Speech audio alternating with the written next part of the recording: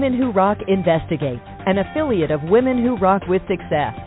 We report case studies in the areas of policy and government, medical malpractices, health pandemics, biotech and fracking, global climate change, prison, and police reform, and more. Our topics are covered around the latest breaking news reports in the U.S. and around the globe. We can be heard on Spotify, Google Play, Google Podcast, TuneIn, iTunes, Podbean, Airtime Pro, and SAM Broadcasting radio stations, and more.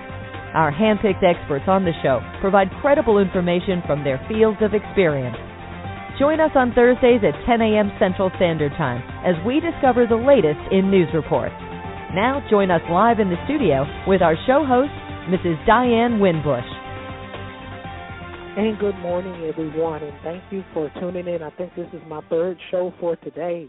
And so I'm still charged and geared up for Women Who Rock with Success Media. And so I thank you for following us and continuing to join us in the studio. And so on our investigation platform and panel, we're going to be talking about sex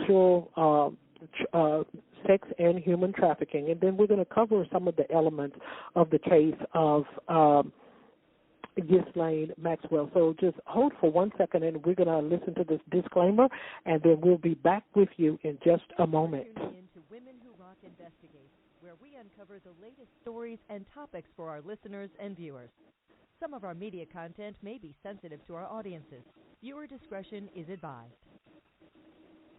Okay, great, and thank you so much for your patience in that. So we have an expert in the studio.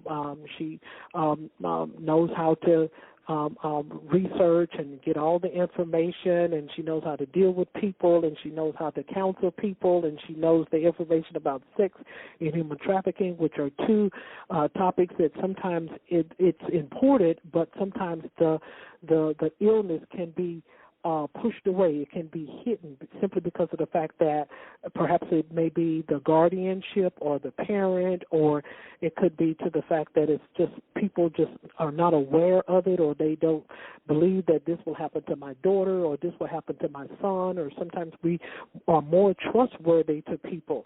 And so sometimes this topic may get pushed aside, and so that's what we're doing. We're bringing these elements out today so people can have more awareness. They can be aware of what's going on and around their surroundings, especially if they're children. And sometimes it may be grown women that may go through and experience human and sex trafficking. So today, to be able to help us to understand a little bit more about these topics, we welcome to the studio Miss Mary Joye. So good morning, Mary, and welcome. Good morning, Diane, and thank you for having me today with this very important topic. It may be a dark subject, but we're going to shed some light on it and maybe help people not ever be a victim, or to maybe understand the perpetrators a little better so you can recognize them more easily. Exactly. So we're going to get started. We're going to start with you first. I want you to tell the audience a little bit about yourself, introduce yourself to the audience, and what thrived you to be able to get into this field, not just with sexual I don't know why I keep saying sexual, not just with sex and human trafficking, but as to the field that what you do today to be able to help others. Well, I'm a licensed mental health counselor in Florida. I'm also a life coach, and part of it was some abuse I suffered as a child. So I am a survivor, and I'm able to say that without much emotion because I've done the work to heal, and I help others do the work to heal. And so many people do not understand how serious this issue is. Now, before I became a mental health counselor, I was a songwriter in Nashville, and I was getting people in touch with their emotions in that way, too. So I think my job is to help people listen to themselves and get themselves in touch with their own emotions. And I hope we help people today uncover and discover what's going on. And I've written books on codependency and how sexual abuse as a child is a form of human trafficking. It is a form of it. When we abuse our children in this society and allow it to go on, it's a form of it. And that we shouldn't use people like Ghislaine Maxwell or these people we see on the story as our gold standard. They are not a gold standard. It's happening all around you. And everyone knows someone who's been abused, but they may not know they have been abused because we hide it so well. And part of that is I've done a lot of research, and some of the social stigma is that women can't do that. Motherhood is not sainthood, as one of my professors said. And being a female doesn't make you exempt from this. Now, that said, only 5% of sex offenders are female. So that should give people some comfort right there. They're mostly males, and women who do offend usually offend with a man, which we'll get into later today. So that's how I came to this reinvention of myself. I went to school later in life, and life experiences taught me how to help people with professional and personal experience put together. So thank you, Diane, for allowing me to share with your audience today. Perfect. You are so welcome. So the next question we're gonna define some things, because a lot of times individuals, Mary, they may or may not even be aware of what certain elements are of sex trafficking and human trafficking. So we're going to start with the sex trafficking. Share with the audience a little bit about some of the signs of sex trafficking and what is the definition of it actually. People that are sex trafficked have the same symptoms of PTSD because they actually have PTSD. They also are very afraid. I worked in a crisis pregnancy clinic. I have firsthand knowledge of this. I wish I did not. But we had to stop allowing the mothers of our young ladies that were coming in. It was crisis pregnancy. And we were helping them keep their children and get resources and get them in a pregnancy home if they needed it, get them in college. It was a very wonderful, it was called Hope Clinic for Women in Nashville. But we had, in about 3 months' time, at least 12 sex trafficked victims that we knew of. And we had to stop allowing the mothers, quote unquote, the mothers to come in with them, because the woman who was the mother of the child coming in or the young lady coming in was sometimes their trafficker. So we had to have classes on how to spot human trafficking. So we no longer allowed women to come in. It was a question we had to add.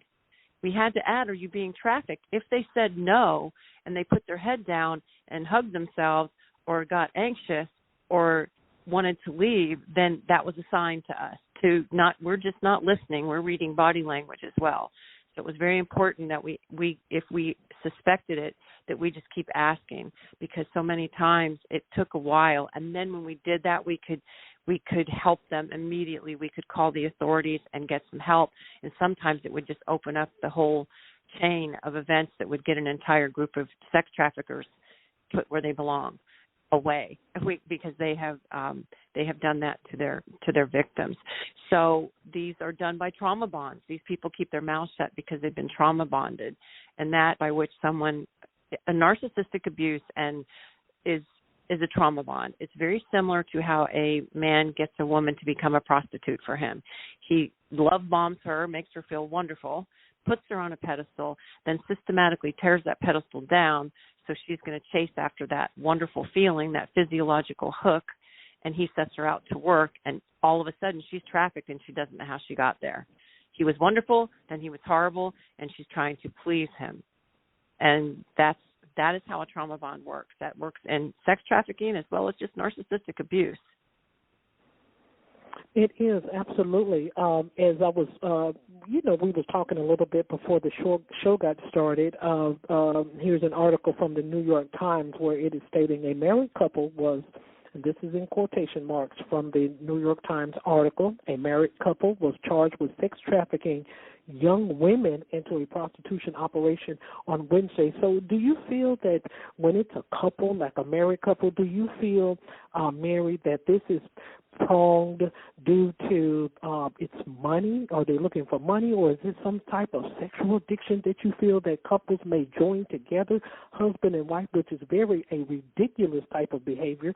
But what, in your perspective, or what you may have seen or experienced in your practice, why do you feel that couples, husband and wife, this is ridiculous, husband and wives joining together, running a scheme? Do you feel, or have you seen in your practice, is this in regards to, this is a lot of money, or I can put you out here for prostitution, or is it something more like a sexual addiction, or both?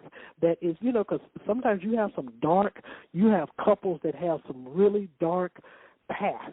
They have some dark past, and they bring those past into fruition later on. And then when they meet, when Joe meets Loretta or something like that. No offense to anybody who's on the show that's listening that is, Joel and Loretta, but I'm just using those two names as an example. They get together and it seems like they're a match or something, and then they go into this trafficking ring. So kind of in your own perspective, and perhaps maybe what you have witnessed, in times before, what would make a couple join together and do something like that?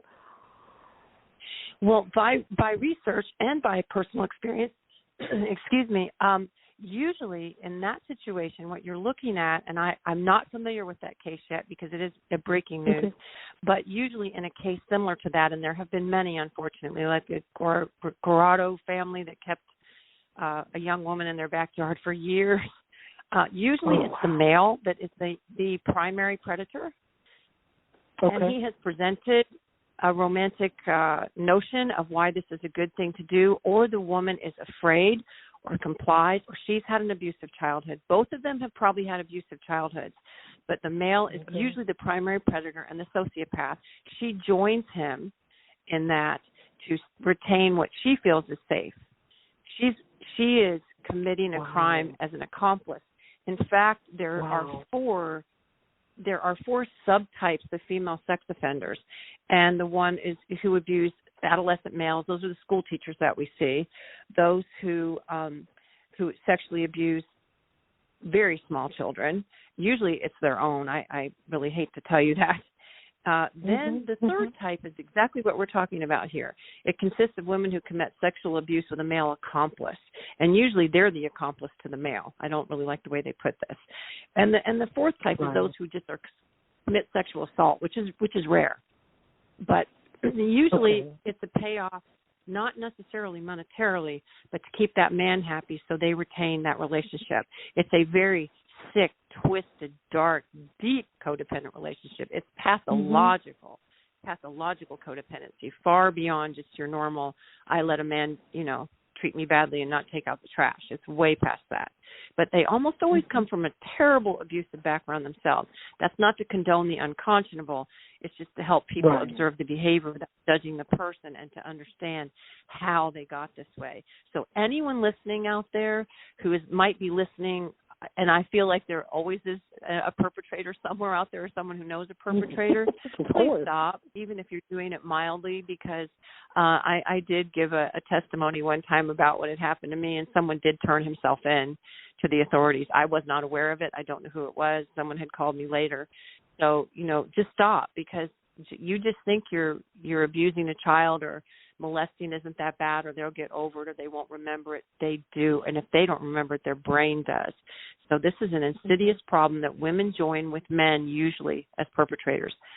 That it's just terrible that happens. That is usually the dynamic, almost always.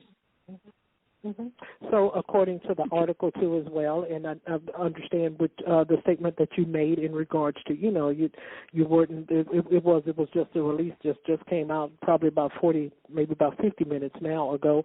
So the article also stated on the New York Times that he was a registered sex offender. So with working with offenders some years, with some offenders some years ago, in the federal system, we went and picked up this guy, and this is a real true story, and we picked him up, and so he made bond, and he was he liked little boys and, offended them sexually, and after the judge turned him out and released him, he went back and did the same thing. I think we were back at the federal building picking him up about 2 weeks later.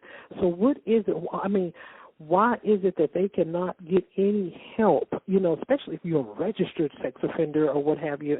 You would think the authorities. Okay, so here's the question. First of all, you would think that the authorities would have some type of tight rein upon them. So do you think that the laws are kind of weak in regards to sex and human trafficking? The reason why these pedophiles, that's what I call them, they continue to be able to react in that way? The laws are strong, but the enforcement is weak. And also, I learned this in my studies and graduate study, and it was a long time ago. was in 1998 when I learned this. I remember the year because it was put me on a path to heal myself. The reason that sex offenders do what they do is because it's convenient. That is the reason that family members molest children in their own homes. So when they get turned in, it's the same thing as domestic violence. When it's in the home, if it was a stranger that molested or assaulted a child, they would go to prison for a long time. We don't have the enforcement yet that keeps these offenders in jail for a long time. And when we do lock them up, we're not helping them. And also, this is the sad part.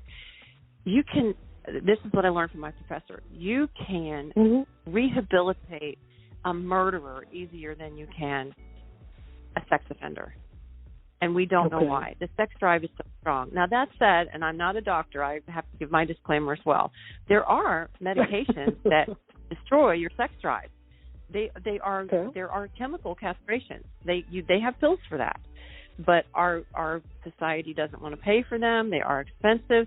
But some inmates have even asked for those medications, in my experience, but they can't get them and they can't afford them. So we're not keeping them. It's not just keeping them locked up long enough. We're not doing anything about studying why and how they get this way and trying to help them not reoffend. And also, what's really lacking is the follow-through. The parole on someone who has, not that I'm condoning drug abuse either, but the follow-through on someone who's in parole for drug abuse is a whole lot more stringent and rigid than I've seen for sex offenders. They just don't have the follow-through and the power to watch where they're going, watch what they're doing. It's awful because we have a 98% recidivism with them. They're going to reoffend. They might. 98% of them are going to reoffend, and we don't follow through with where they are, what they're doing, where they're living. If anyone goes on the National Sex Offender Registry and types in your address or your zip code, you will see where they live around you. Only most states don't have anything where they have to put a sign on the window or a sign in the door. So a sex offender could have just opened a daycare center next to your place of business, and you won't even know it. And there's no follow. Yeah, no, go ahead, Mary. No, that's fine. I just said there's just no follow through on checking where they are. We have our governor in our state has just passed a bill giving.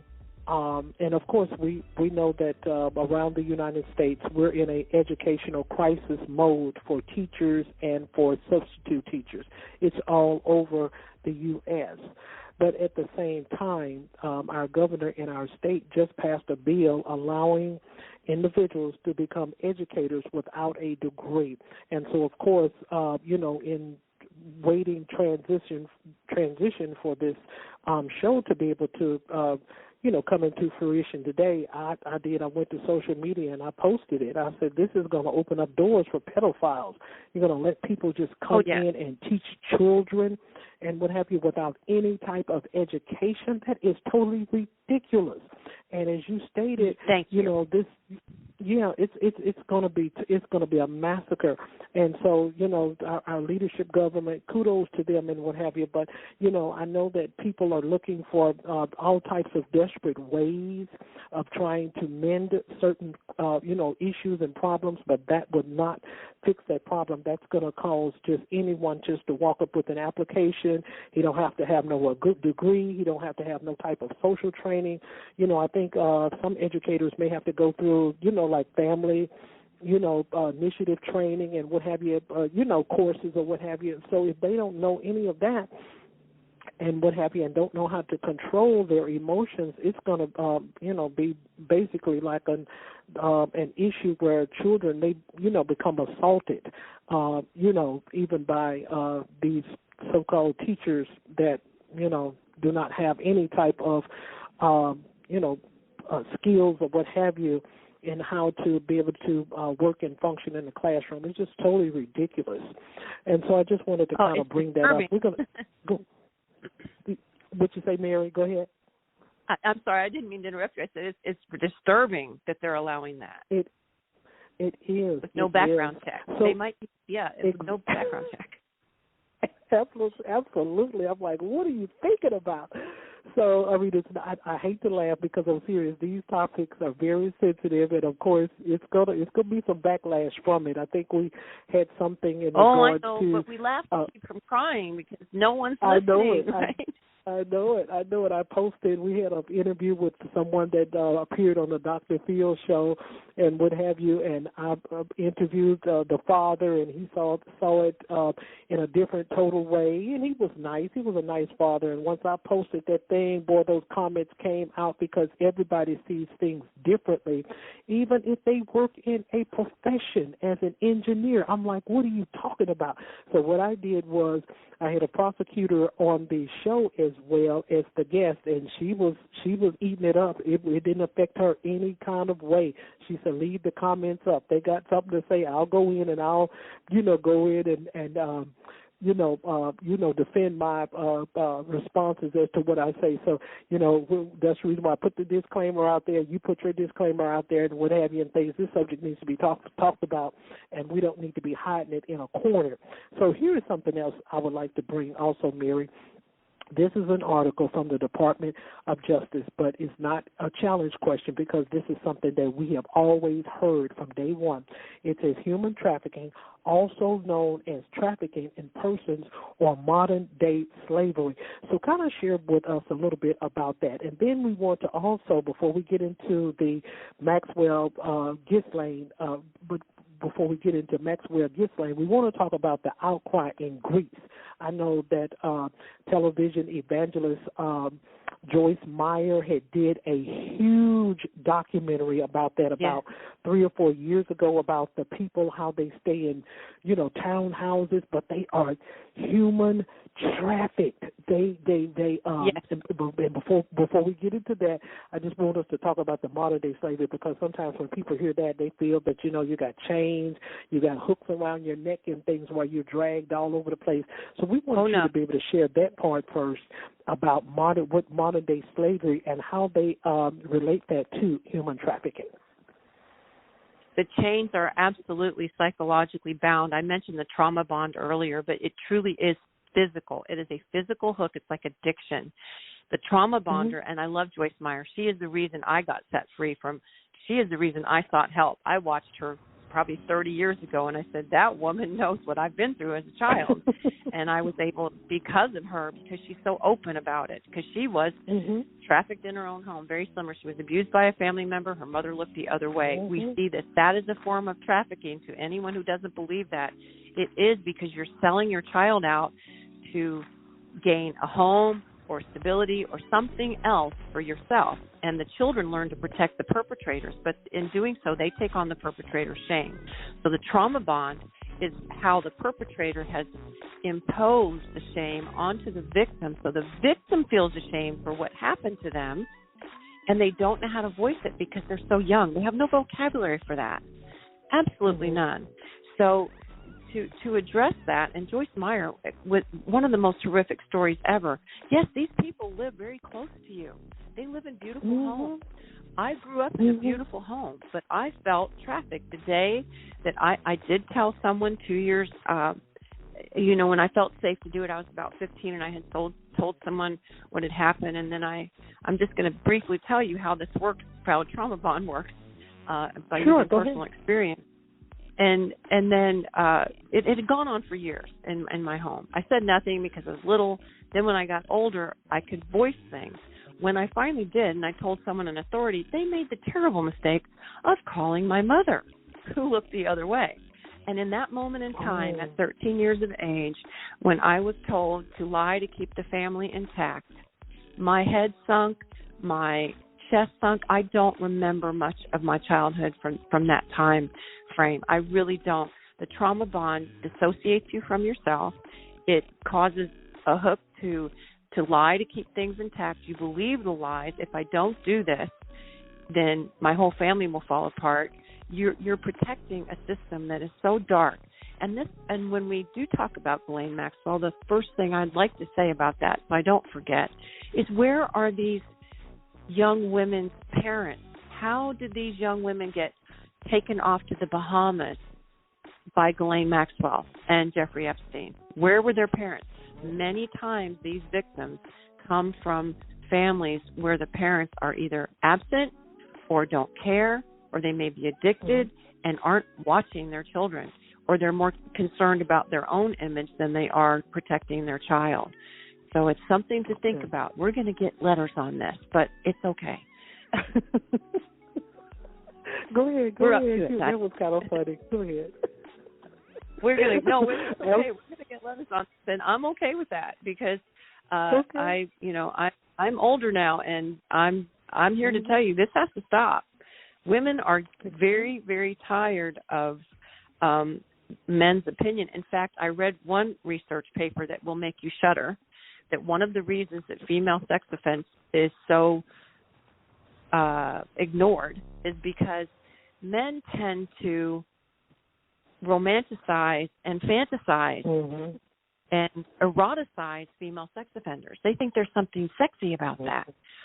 Oh, wow. I mean, let's not forget Brooke Shields in the movie, I forget the name of that movie, actually, where she was with Susan Sarandon. Oh, Pretty Baby. I mean, the whole movie was about trafficking a virgin child, and Brooke Shields, I think, was 10 or 11 when she made that movie. And that was been a long time ago. And that was a mainstream Hollywood film, romanticized. Wow. So, yes, and her mother was her manager. So I hope people see. Now, I'm not picking. I don't want to get a letter from either one of them. That has been dealt with. They've. I'm just using it as an example of how this dynamic with things that other people will know other than just my own personal story. And I'll bet you a lot of listeners have these personal stories. And if they stop allowing themselves to be trafficked when they become adults, you can shout it from the rooftops like I just did. I am no longer a slave to this family system. Your family is not Las Vegas. What happens in your family doesn't have to stay in your family. Tell it. Joyce Meyer told it and healed me. I tell it and heal clients in my office. Diane and I are telling you right now, and somebody out there, and I can just feel it coming through both of us, that someone out there is getting set free from the slavery of protecting a family system that doesn't protect them. Oh, I feel that. Wow. Come on now. Come on. So even with that, we're gonna go back to we're gonna put a pin in Ghislaine Maxwell, and so we're gonna go to R. Kelly. This is another also petrifying case that has been going on for years, off and on, of his charges. And, of course, as we have both shared through our disclaimers, we're not here to pin the tail on the donkey. We're just trying to help the viewers and the listeners to be able to understand as to how to identify. In your terms, why do you feel, Mary, that parents are in disbelief? Now, look at this case with R. Kelly, how the parents, I think from what I saw, and of course it was a Lifetime movie, released about it as well, but it was like the parents, and they have to be careful too, and I think on both sides of the fence with that, I feel that some of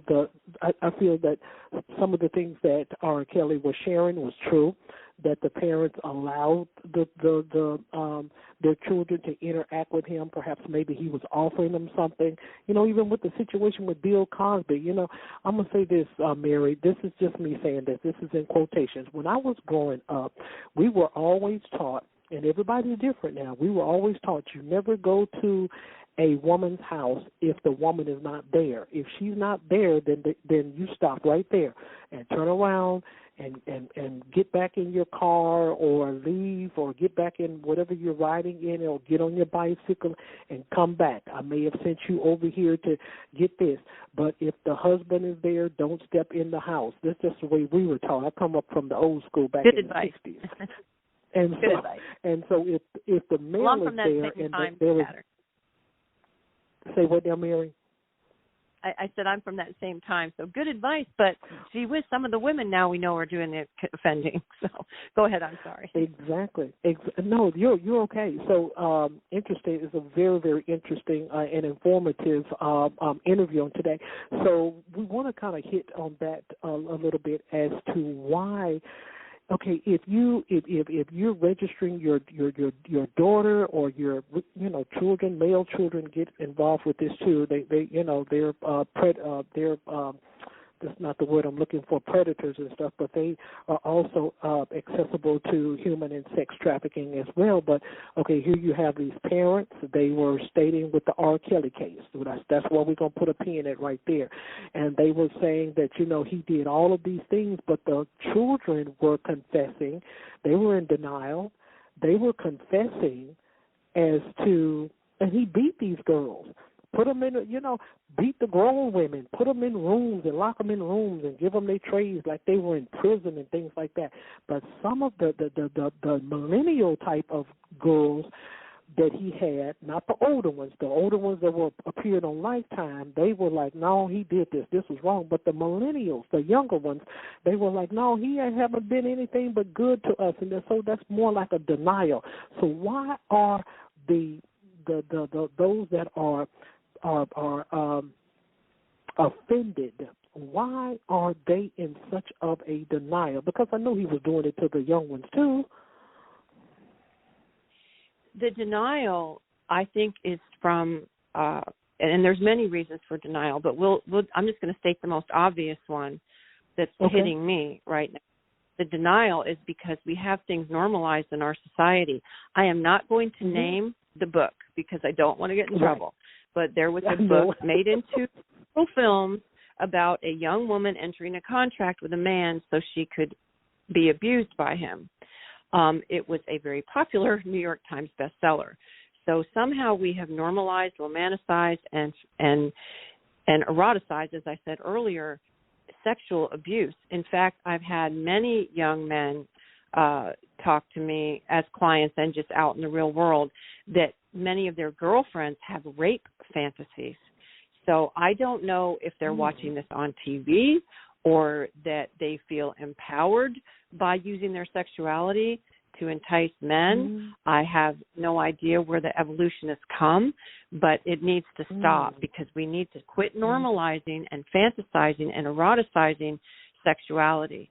I think a beautiful case of someone who stepped out of some of that mold, and it'll be very interesting to see what happens with her beyond what just happened is Britney. In a way, I mean, she has been maybe not sexually trafficked, but she certainly, I mean, her father had control even over her wardrobe.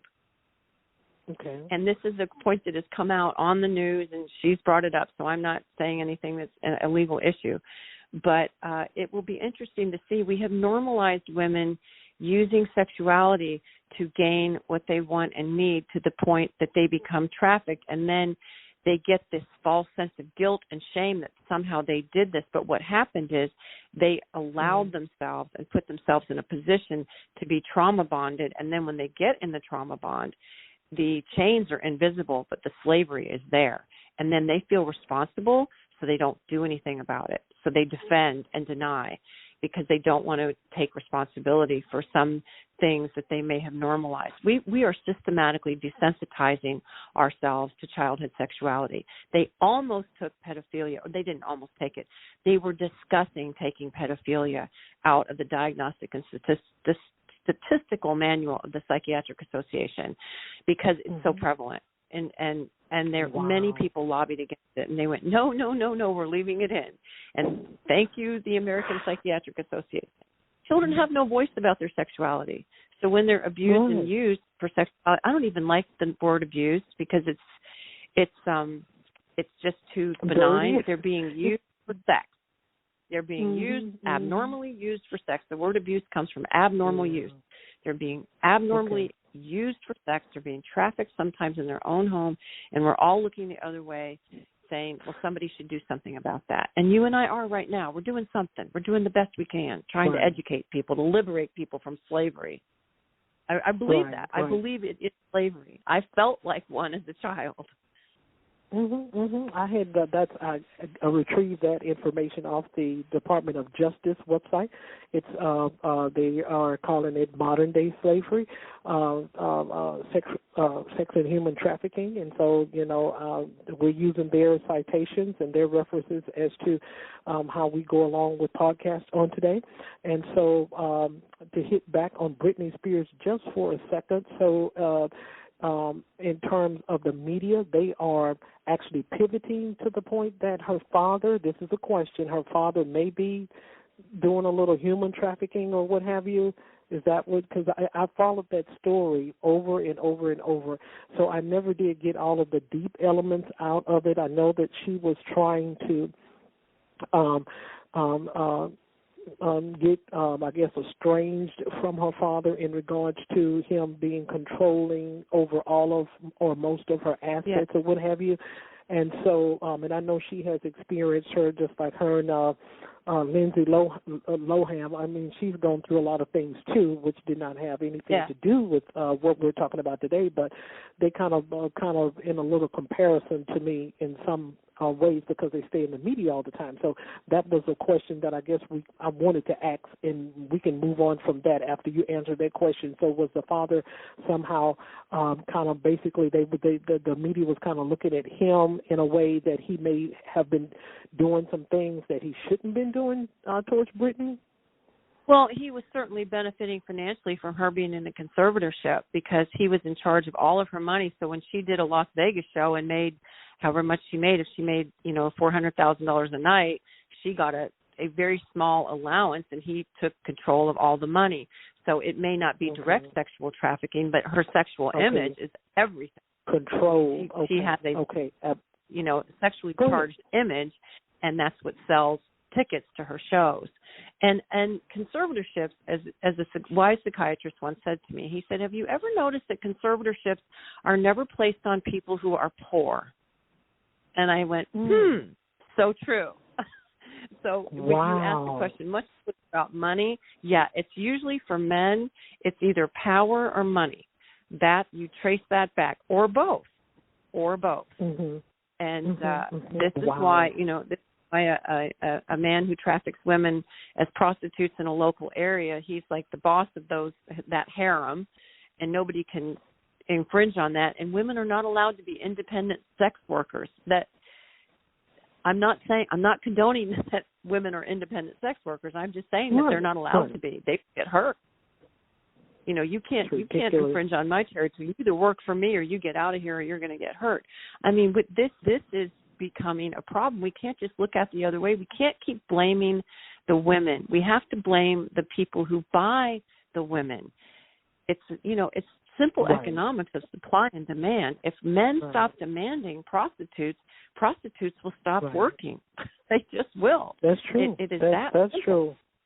And the media is so, sometimes it depends on who's reporting it. They are so biased in regards to that. As soon as you hear anything about sexual harassment cases in the workplace or in the entertainment industry, the first thing that they do, they try to figure out what is it that the female done to have caused this. And I don't understand why it's always the fault of the woman. So anyway, we're going to get a little bit further down there. We got just a few minutes left, and we got so much more to cover before we end the show. So I want to read a quick, brief paragraph, Mary, and this is from the Borgen Project. And so this is in reference to what we have already discussed about the trafficking in the country of Greece.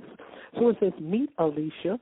At age 16, she took a trip from Africa to Greece to receive medical treatment. Now listen to this. This is ridiculous. Upon her arrival, her dad's friend took her passport and ID and locked her in an apartment with a woman she did not know. Well, this is also in reference to Miss Ghislaine as well.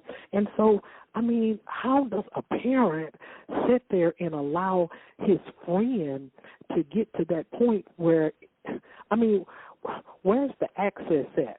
You see what I'm saying? When I was coming up or when I was parenting and I had small children at that time, I always made sure I hold their hands, made sure, this, that, and the other. I didn't let them wander all off and what have you when they were with me and what have you. And so that's kind of disturbing. It was her father's friend was the one that took immediately control over her, took her passport away from her, and locked her in an apartment. And so this is her telling her story on the Borgen Project on the internet. So how is it that the parent can allow someone else to get access to? I mean, that's ridiculous. Well, it's frightening because I wish I had not heard that before. It happens every day somewhere right around you in your own neighborhoods. Parents, again, because of convenience, or they're sick, or they're addicted, or they've been abused, or they don't think it's that bad. Okay. Again, back to Joyce Meyer. Her mother looked the other way. My family looked the other way, and I was in a psychiatrist's home, so looking the other way, parents do that. And that this is why I'm so passionate about this subject, because they do look the other way. And we're going to use Ghislaine Maxwell as an example. And she grew up in a terribly talk about a trauma bond. She had this beautiful, horrible life.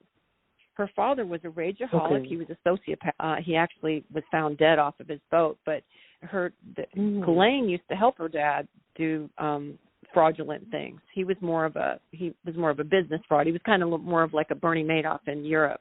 But she was born into privilege. But she also was the poor little rich girl because her brother was in a coma for 7 years, and she had, her mother was kind of detached. And she used to tell her mother, please. I'm reading this from the BBC, not reading it, but I've got the research from the BBC on an article that she used to say, Mommy, I'm here, and Mommy, I exist. And she got very close to her father. Her father named a yacht after her. So she was, do you see the trauma bond right there? He's a horrible rageaholic, and she's trying to please him. He puts a beautiful yacht in her name, has her entertain people on it. She's from abundant, opulent privilege, and at the same time from a poverty of spirit, from having rage inflicted on her and being taught that you have to help men commit crimes in order to feel good about yourself, hence Jeffrey Epstein. So I'm not condoning what she did. I'm just trying to piece together the mind of a sociopath and how it can be. I just wonder if she would have committed crimes against young women had she not met Jeffrey Epstein. She may have committed crimes with a man in another area, but she meets this sex offender. She falls in love with them. And there is a picture of her that's very important for people to hear. There's a photograph of her on many news shows. They almost always use this picture of her. She's with Jeffrey Epstein, smiling. She looks like a military jacket with beads on the shoulders and fringe. You may have even seen it. That's called a scout jacket.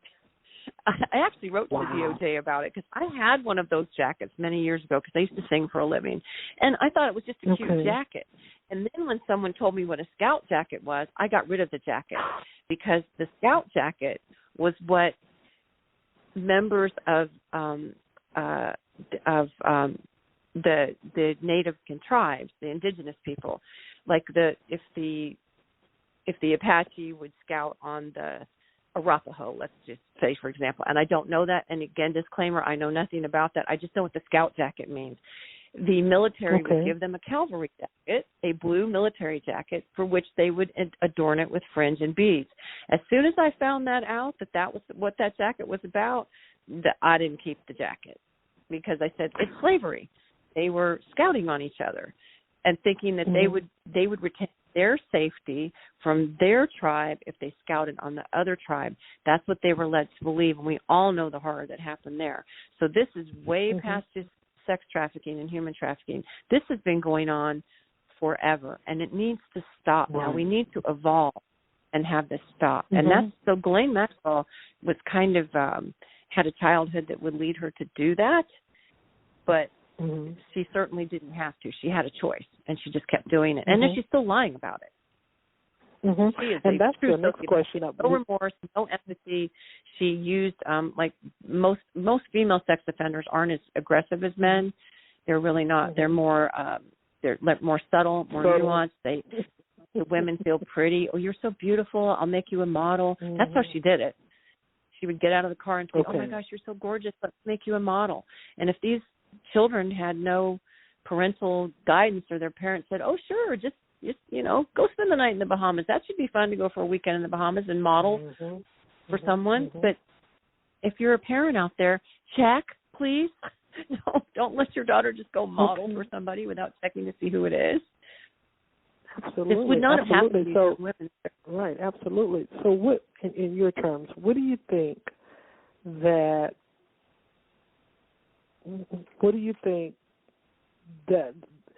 where her mindset was? Like I said, we're not here to judge, but I'm just trying to kind of picture together as to where her mindset was, where she may have felt that the children was not going to be honest. Do you feel that she thought that the children had that much trust in her as an individual, just like we, got through stating, she was kind of subtle.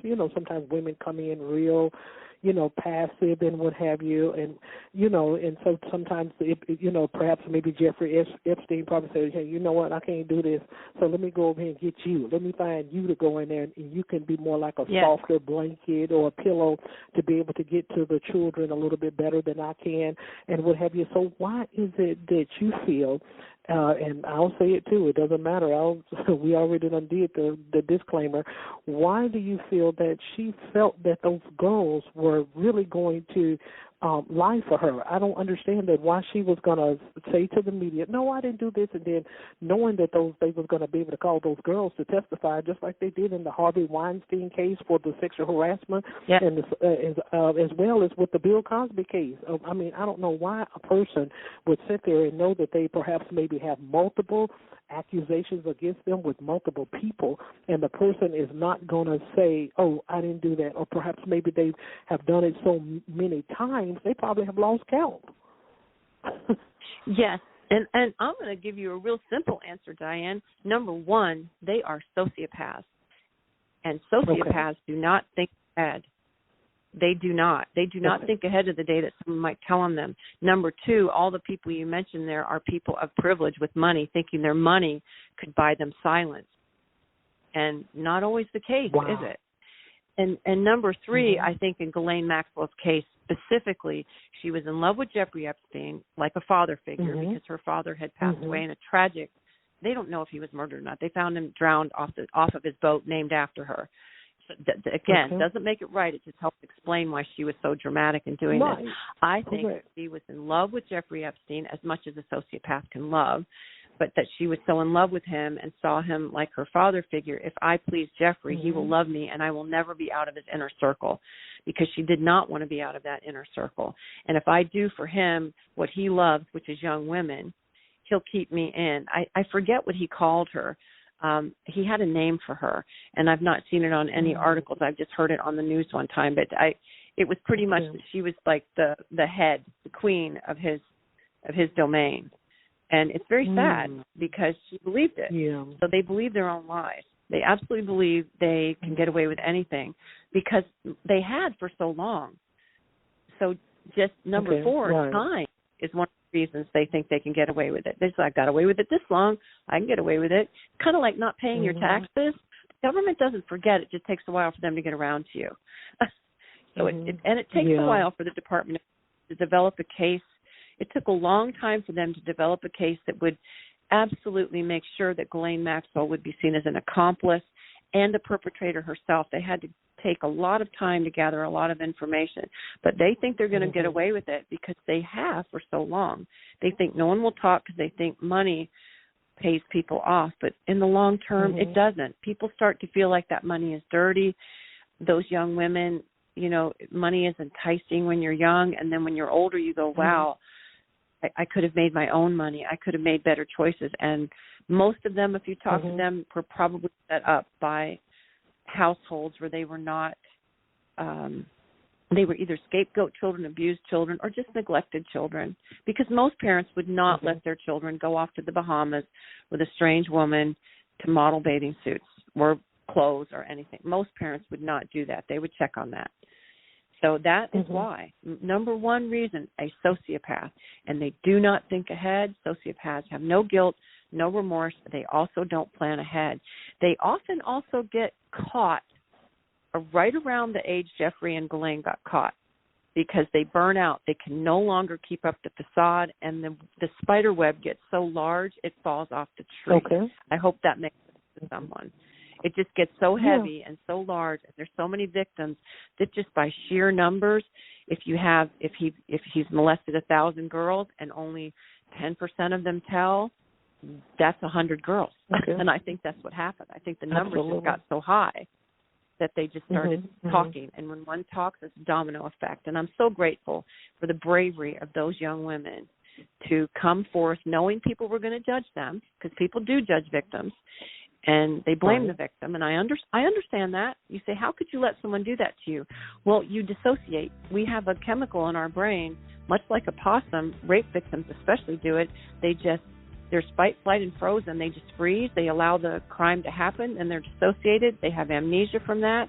They go into shock, and it repeats itself because they're not able to handle what we call cognitive dissonance. Like, that happened to me, but it didn't feel real, therefore it didn't happen. This is what happens to victims, and I hope people will get that concept. They really don't know what they're doing. They freeze, and that's a survival instinct, because if they fight, then they die. That's what their brain is telling them. You freeze, them hurt you, and then it'll be all over, and you can go away, and I'll be safe again. And many of those young women explain that very dynamic in the trial, and I heard them say that. So that they went back and back and back because they just were completely dissociated and didn't feel like they were in touch with themselves. And so people may not understand that, but if you've ever even been in a car wreck, when you get out of that car, you really don't know who you are and where you are and what you're doing. You're completely in shock, and it dissociates you from yourself. So hopefully that puts some neuroscience going on here. It does. So we're out of time. I'm so sorry we're out of time. But we would like, before you go, Mary, we would like for you to be able to share with the listeners in the audience of any book releases that you have created and published, and how they can be able to find it, and any social links or any websites that you would like to share with the audience so they can follow you after the show. You can do that at this time. Well, thank you, Diane. I really appreciate that. I wrote a book called Codependent Discovery and Recovery 2.0. It's wherever books are sold. I also have many courses on dailyom.com. It's dailyom.com. Many of them are about trauma. Some of the things you heard today are in those and how to heal. And they're very, very inexpensive, but they have a wealth of information, but they're very inexpensive. And my website is winterhavencounseling.com. And I look forward to hearing from anyone that may be going through something like this. And I hope this helped people today. And thank you, Diane, for allowing me to share this passionate subject. Absolutely. They're going to be helped. And we thank you so much, Mary, for your time that you took out with us today to be able to share all of these tools and resources, and hopefully to be able to have you back on the show in the future as well, to be able to continue these discussions of human and sex trafficking. So, listeners, we're up for another show at 11 o'clock a.m. Central Time, so make sure you go over to our other podcast show, Women Who Rock with Success Media, and we'll get started with that in just a little bit. But we certainly would love to thank you, Mary, for being our guest on today. Thank you. It's an honor. And if I could just say one last thing, I want people to, we use terms in society that are just so awful. Human trafficking is slavery. Absolutely. Remember that. Absolutely. We're calling it something that makes it look so human trafficking sounds so benign. We use the word slavery and we feel it in our bodies. Just everyone needs to remember that. It's not a form of slavery. It is slavery. So thank you, Diane, because it needs to stop. Absolutely needs to stop. Absolutely. So everyone, have a great day and follow us over to the other show. Thank you. Have a great day, Mary. Thank you, Diane.